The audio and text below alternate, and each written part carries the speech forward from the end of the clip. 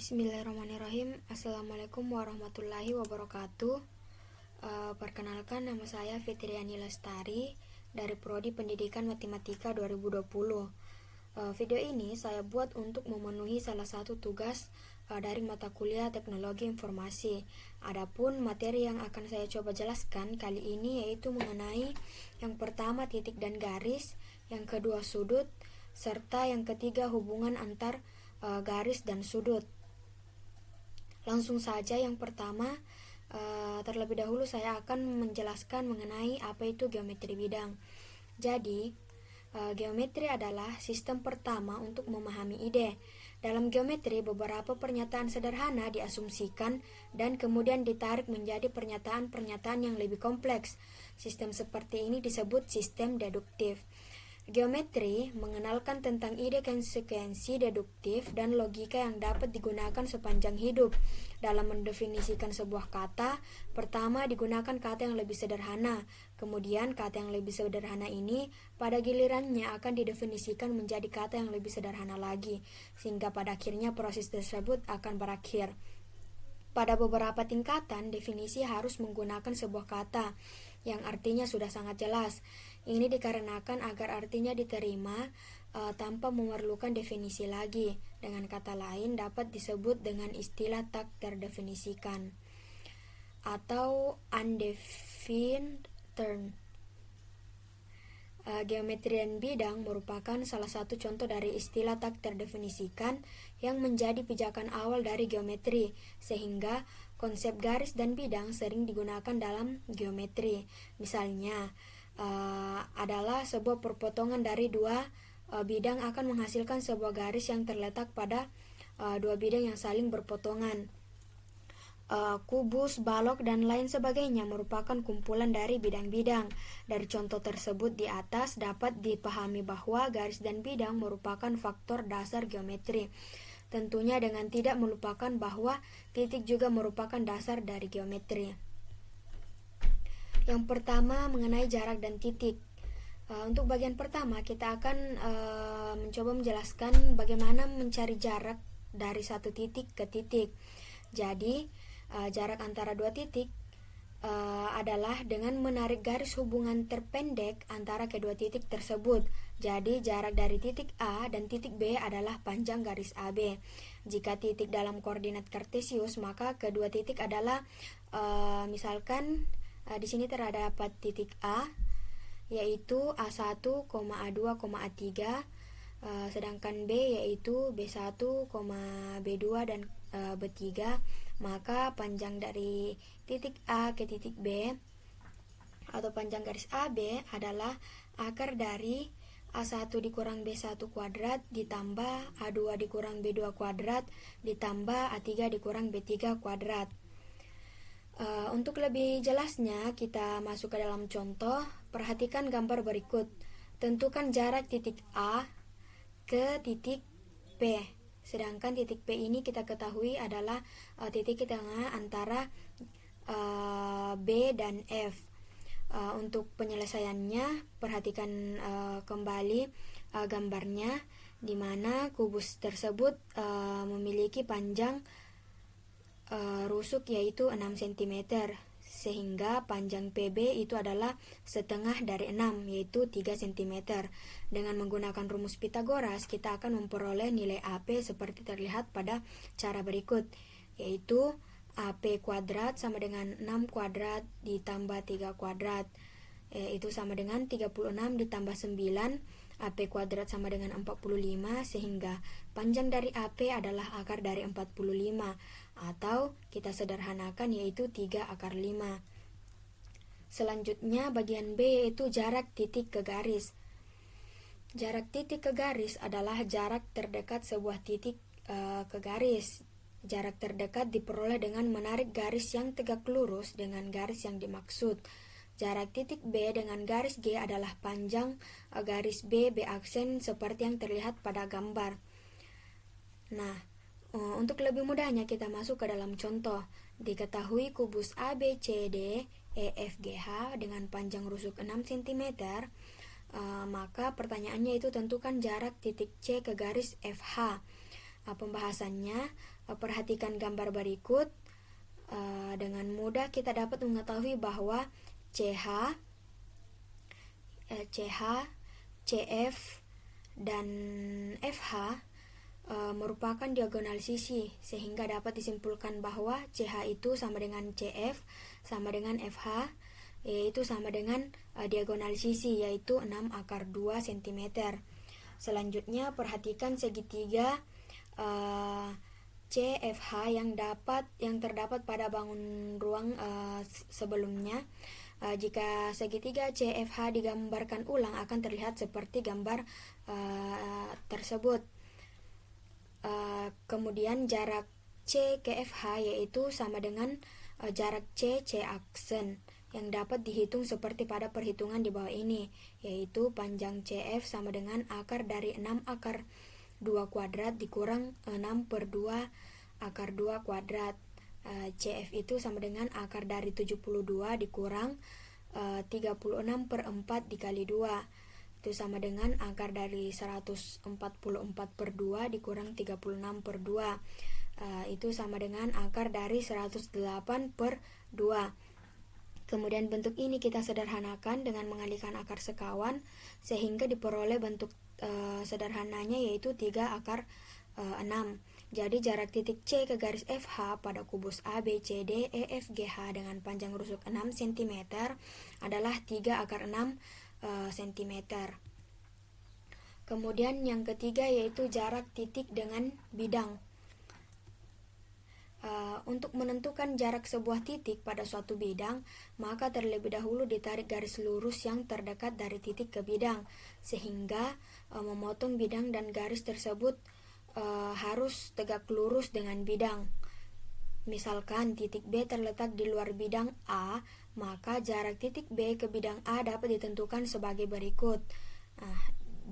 Kita bisa lihat dari gambar, diperoleh jarak titik B ke bidang A adalah panjang garis B aksen. Untuk lebih mudahnya kita masuk ke contoh. Misalkan kita ada kubus ABCD EFGH mempunyai panjang rusuk 6 cm, maka jarak titik D terhadap bidang ACH adalah untuk menjawabnya kita bisa menggambarkan seperti gambar berikut. Kemudian jarak titik D terhadap bidang ACH sama dengan jarak D aksen, di mana D aksen merupakan titik proyeksi dari D pada bidang ACH yang terletak pada garis HH aksen. Untuk menghitung HH aksen dibutuhkan panjang DH dan DH aksen. Diketahui bahwa panjang DH itu sama dengan panjang rusuk kubus dan panjang garis DH aksen adalah setengah dari panjang diagonal sisi kubus, sehingga panjang DH itu sama dengan 6 cm, sedangkan panjang DH aksen itu dari setengah dikali sisi, diperoleh yaitu 3/2.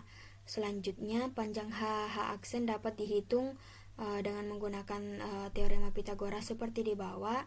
Kita peroleh HH aksen itu dari mengakarkan DH kuadrat ditambah DH aksen kuadrat.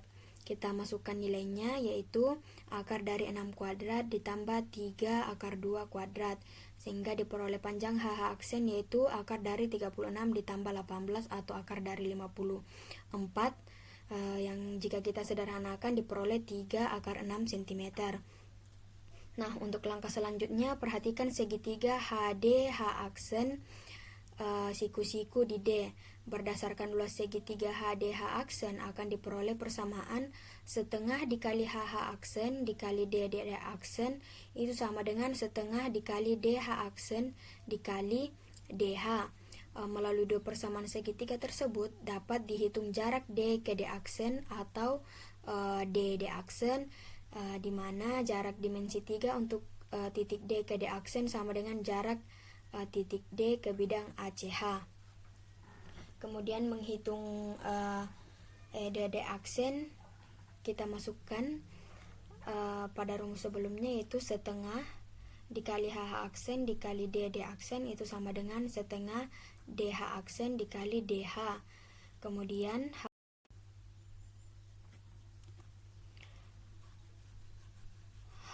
aksen dikali DD aksen sama dengan DH aksen dikali DH.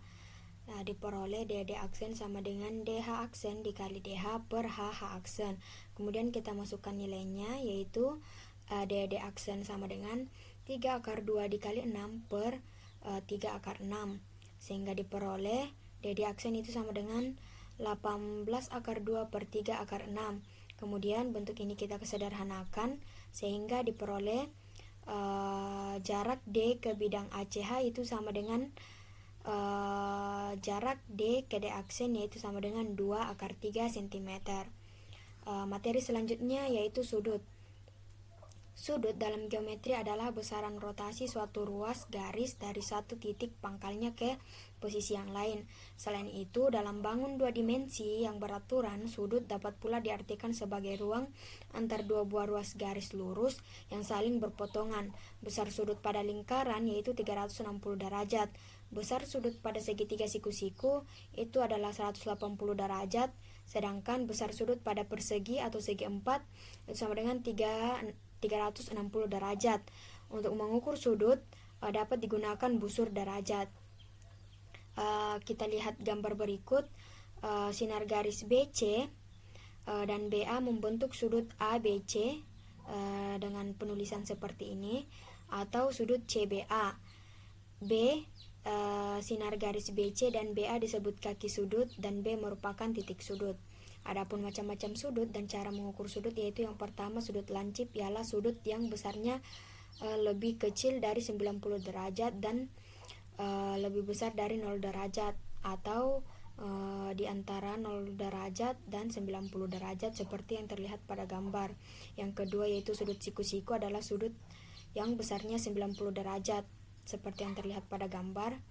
Kemudian yang ketiga adalah sudut tumpul, adalah sudut yang besarnya lebih kecil dari 180 derajat dan lebih besar dari 90 derajat, atau 90 derajat lebih kecil dari alfa, atau sudut lebih kecil dari 180 derajat seperti yang terlihat pada gambar. Kemudian yang keempat adalah sudut lurus, ialah sudut yang besarnya 180 derajat. Kemudian yang kelima adalah sudut lingkaran penuh, ialah sudut yang besarnya 360 derajat seperti yang terlihat pada gambar. Nah, sudut antara dua garis G dan L adalah sudut terkecil yang dibentuk oleh garis G dan L. Sudut antar garis dan bidang, jika A terletak pada bidang beta dan B aksen merupakan proyeksi dari titik B pada bidang beta, maka sudut AB, beta itu sama dengan sudut AB, AB aksen. Selanjutnya hubungan garis dan sudut. Dalam hubungan antara dua garis dan sudut tentunya terdapat pembahasan mengenai sudut suplemen dan komplemen. Apa yang dimaksud sudut suplemen, apa yang dimaksud sudut komplemen, berikut penjelasannya. Yang pertama, sudut komplemen atau sudut berpenyiku.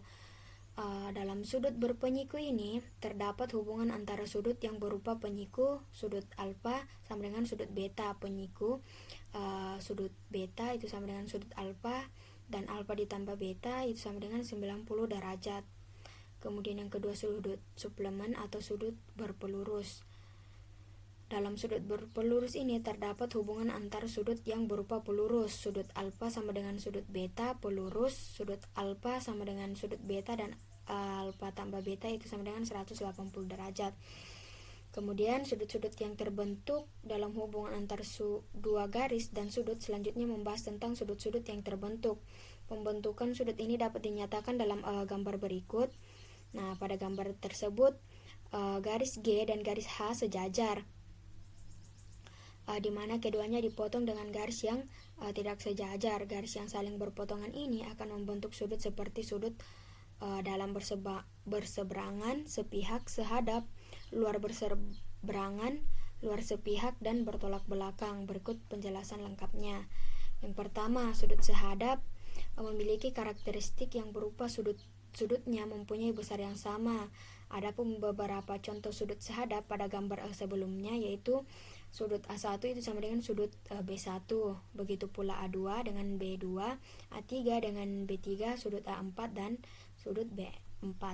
Selanjutnya sudut dalam berseberangan dalam hubungan antara dua garis dan sudut tersebut berkaitan dengan sudut dalam berseberangan. Sudut dalam berseberangan memiliki karakteristik yang berupa sudutnya memiliki besar yang sama. Adapun beberapa contoh sudut dalam berseberangan seperti gambar sebelumnya itu sudut A4 dengan sudut B1, A3 dan B2. Selanjutnya sudut luar berseberangan. Sudut luar berseberangan memiliki karakteristik yaitu sudutnya mempunyai besar yang sama. Adapun contohnya itu sudut A1 sama dengan sudut B4, kemudian sudut A2 sama dengan sudut B3. Yang selanjutnya sudut bertolak belakang. Sudut bertolak belakang memiliki karakteristik yaitu sudut-sudutnya mempunyai besar yang sama. Adapun contohnya itu A1 sama dengan A4, A2 sama dengan A3, B1 sama dengan B4, kemudian B2 sama dengan B3. Sudut luar sepihak memiliki karakteristiknya yaitu sudutnya mempunyai jumlah 180 derajat. Adapun contohnya yaitu sudut A1 ditambah sudut B3 itu sama dengan 180 derajat, atau sudut A2 ditambah sudut B4 sama dengan 180 derajat. Kemudian yang terakhir ada sudut dalam sepihak. Sudut dalam sepihak memiliki karakteristik yaitu sudut-sudutnya mempunyai jumlah 180 derajat.